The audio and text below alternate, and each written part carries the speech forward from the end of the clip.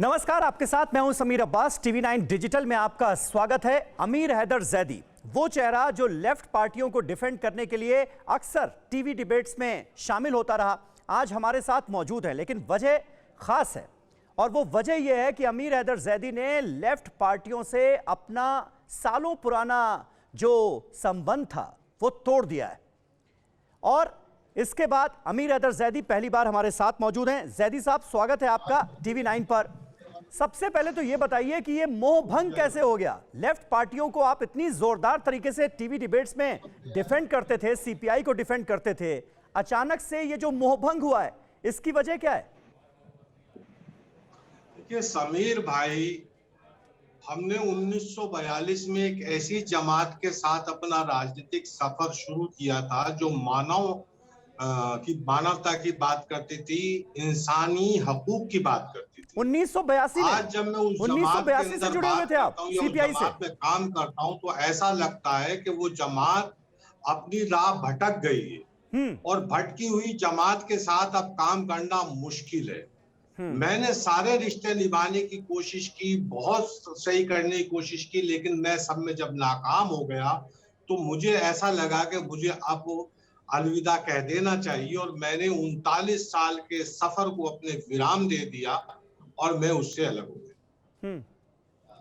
तो 38-29 सालों से आप इस पार्टी का हिस्सा थे। आपको अचानक, क्योंकि इस वक्त देश की राजनीतिक स्थिति जो अगर हम देखते हैं और तमाम राजनीतिक दलों की जो स्थिति है, बीजेपी का उभार और लेफ्ट विंग का लगातार नीचे जाना, लेफ्ट की विचारधारा का लगातार सिकुड़ते जाना, इसके पीछे क्या वजह आप देख रहे हैं? कहां कमियां हैं? ये तो पता चला होगा ना आपको 38-29 सालों के इस लंबे सफर में। मैंने आपसे कहा ना समीर भाई कि कम्युनिस्ट पार्टी का एक चरित्र होता था कि वो मजदूरों के, किसानों के, अल्पसंख्यकों के, दबे कुचलों के हकूक की बात करती थी और उनके सदा काम आती थी। आज इसके विपरीत हो गया है। जो कम्युनिस्ट पार्टी के नेता है, लीडरशिप है, वो जाती मफाद के लिए ज्यादा काम करते हैं। अब आप यहाँ ये देख सकते हैं, जिस पार्टी से, कम्युनिस्ट पार्टी ऑफ इंडिया से मेरा ताल्लुक है, किसान आंदोलन हो रहा है, वहां मुझे कहीं नजर नहीं आता है।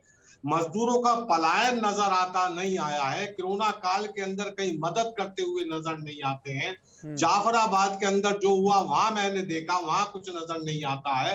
अब आप मुझे बताओ कि जो इंसानियत की बात करने वाले लोग थे वो कहाँ हैं?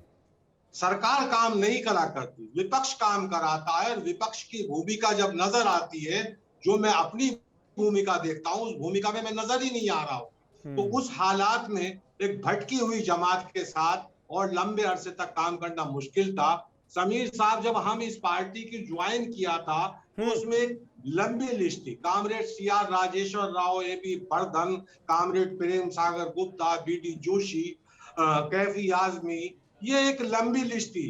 भीषम साहनी, मैंने इन लोगों के साथ बैठ के काम किया है, इनके साथ काम किया है। मैंने मार्क्सवाद को कुदरतुल एन हैदर जैसे लोगों की मजलिस में बैठ के सीखा है। लेकिन उस कैटेगरी के लोग अब नजर नहीं आते।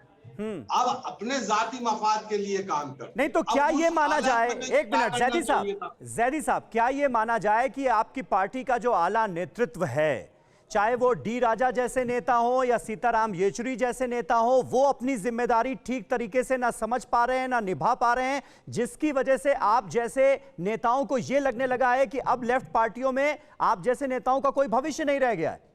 क्या अपने रास्ते से पूरी तरह से भटक चुका है वामपंथ? देखिए, सीताराम येचुरी तो सीपीएम के हैं, कामरेड डी राजा सीपीआई से हैं। और मैं ये कह सकता हूं कि कामरेड डी राजा हो या अतुल कुमार अंजान हो या अमरजीत कौर, हमने छात्र जीवन से एक साथ अपना जीवन की शुरुआत की थी।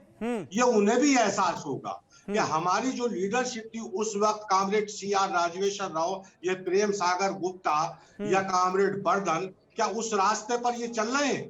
क्या कामरेड सीआर राजेश्वर राव का रास्ता इन्होंने अपना रखा है? क्या इंद्रजीत गुप्त के रास्ते पर ये चल रहे हैं? ये बिल्कुल अपना आकलन करके देख लें, ये नहीं चल रहा है। तो अब आपको खुद फैसला करना पड़ेगा। मैं आपको एक एग्जाम्पल दे देता हूं। कामरेड कन्हैया कुमार के केस के अंदर सारे नेता घर में बैठ गए। अमीर हैदर जैदी आए सामने कि अगर कन्हैया कुमार ने देशद्रोह के नारे लगाए हैं तो कामरेड कन्हैया कुमार पे नहीं, कम्युनिस्ट पार्टी पर प्रतिबंध होना चाहिए।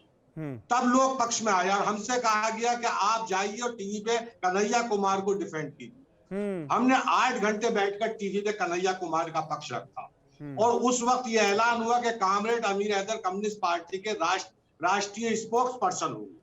अच्छा। जब कन्हैया कुमार का एपिसोड खत्म हो गया तो वो पद नजर नहीं आता है। तो ये हालात है, जो अपने कामरेड को छोड़ के भाग जाए और पक्ष ना रख सके, आप उसको नेतृत्व को आप क्या कहेंगे? जो अपने की मदद नहीं कर सकता वो दूसरे की क्या मदद करेगा? तो आपने सीपीआई से अपने रास्ते अलग कर लिए हैं, आपने सदस्यता से भी इस्तीफा दे दिया क्या?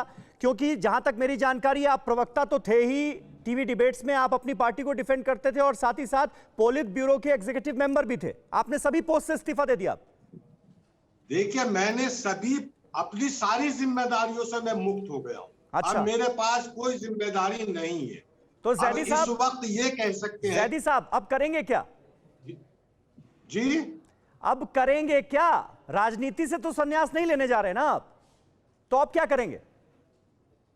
देखिए, ऐसा नहीं है कि राजनीति में अच्छे लोग नहीं है। कुछ अच्छे लोगों के साथ मानवता के लिए, इंसानियत के लिए, देश की एकता और अखंडता के लिए, देश हित में काम करेंगे। जरूरी नहीं है। देखिए, सुन लीजिए, मैंने समीर अब्बास भाई 39 साल जिस विचारधारा के साथ काम किया, मैं उससे अच्छी विचारधारा कोई दूसरी विचारधारा मानता ही नहीं हूं, आज भी नहीं मानता हूं।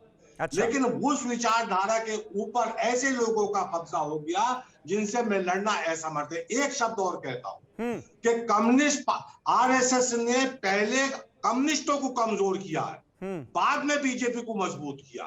अच्छा। अब इस समय आरएसएस अखाड़े का वो पहलवान है जो अकेला अखाड़े में लड़ रहा है। सारे विपक्ष जो है वो अपने घर बैठे। तो आरएसएस ने पहले और पार्टियों को कमजोर किया और सबसे पहले कम्युनिस्टों को कमजोर किया। अच्छा। मैं इस समय कह सकता हूं, इससे पहले जो राज्य के सेक्रेटरी थे दिल्ली के, मैंने उनसे कहा था, सम्मेलन में भी कहा था, ये आदमी आरएसएस का आदमी। तो आरएसएस के लोगों की एक शाखा बन के रह गई है कम्युनिस्ट पार्टी, कुछ नहीं है। ये आप बड़ी बात कर रहे हैं कि आरएसएस की एक शाखा बनकर रह गई है कम्युनिस्ट पार्टी। लेकिन अब ऐसे वक्त में जैदी साहब, आखिरी सवाल आगे की सियासत को लेकर, ठीक है जैदी साहब, आखिरी सवाल आगे की सियासत को लेकर, ऐसे वक्त में जब एक तरफ हम देख रहे हैं प्रशांत किशोर बार बार शरद पवार से मिल रहे हैं, तीसरे मोर्चे की सुगबुगाहट तेज हो गई है, एंटी बीजेपी ऐसे दल कांग्रेस से अलग एक साथ एक मंच पर लाए जाने की कोशिश लगातार शरद पवार, ममता बनर्जी जैसे नेता करते हुए नजर आ रहे हैं। ऐसे में आप अपनी भूमिका कहां देखते हैं फिर? समीर भाई, बहुत जल्दी आपको एक ऐसा इंसानों की जमात खड़ी हुई नजर आएगी जो देश हित में काम करेगी। हमने कभी सत्ता के लिए काम नहीं किया, एमपी एमएलए बनने के लिए कभी काम नहीं किया। हमने हमेशा मानव जाति के लाभ लिए काम किया और एक बेहतरीन जमात आपके सामने नजर आएगी जो इंसानियत के लिए काम करेगी, देश के लिए काम करेगी। सरकार से पूछेगी, जो गंगा के किनारे कफन नोच लिए गए हैं, वो कफन किस आधार पर नोचे गए? क्या वो ऐसा कौन सा धर्म इजाजत देता है जो आप मृत शरीर से कफन नोच के निकाल लें? ये सारे सवाल पूछे जाएंगे। एक वो जमात आपके सामने बहुत जल्द नजर आए। चलिए, बहुत बहुत शुक्रिया अमीर हैदर जैदी साहब, हमसे बातचीत करने के लिए। 38-39 साल का लंबा सफर लेफ्ट पार्टियों के साथ सीपीआई के पोलित ब्यूरो के एग्जीक्यूटिव मेंबर के तौर पर आपने तय किया। अब लेफ्ट पार्टियों से अपने रास्ते अलग कर लिए हैं। हमारे साथ मौजूद थे और कह रहे हैं कि आने वाले वक्त में बड़े कदम का ऐलान किया जाएगा। वो बड़ा कदम क्या होता है और अब अमीर हैदर जैदी को हम टीवी डिबेट्स में किस पार्टी के प्रवक्ता के तौर पर या किस मंच के प्रवक्ता के तौर पर आने वाले वक्त में देखेंगे, इस पर हमारी नजरें होंगी। फिलहाल बहुत बहुत शुक्रिया आपका जैदी साहब हमसे बातचीत करने के लिए। नमस्कार।